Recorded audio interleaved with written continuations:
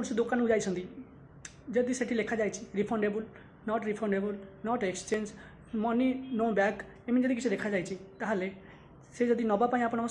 सामान किसी डिफेक्ट नहीं बाहर आप नेलापर जब घरे देखते जब किसी डिफेक्टिव अच्छी किंतु मो कहया कथा से प्रथम देखते निज सामान देखिक ही नियंतु जदि गलापर देखते कि डिफेक्ट अच्छी ताहले आप आसी रिटर्न करेंगे से मना करे कि नहीं आम no refundable money return option not available जब एमती अच्छी ताहले कंज्यूमर कोर्ट सेक्शन 14 एक्ट अनुजाई आपण सी दोकानी जहाँ भी लिखु से कौन माइनोरिटी ना आपण कंज्यूमर कोर्ट डायरेक्ट आपन परमिशन देछि आपण ताको रिटर्न करि पारि आ सी दोकानी नहीं पारिबो एटा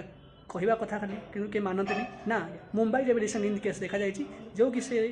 कस्टमर डायरेक्ट शॉपिंग मॉल ना ही केस करदेला आ ताको रिफंडेबल नबा पड़ा आउ हारासमेंट जो ताको अधिक फाइन देवा पड़ा किंतु आपण को कह जाउछि जदि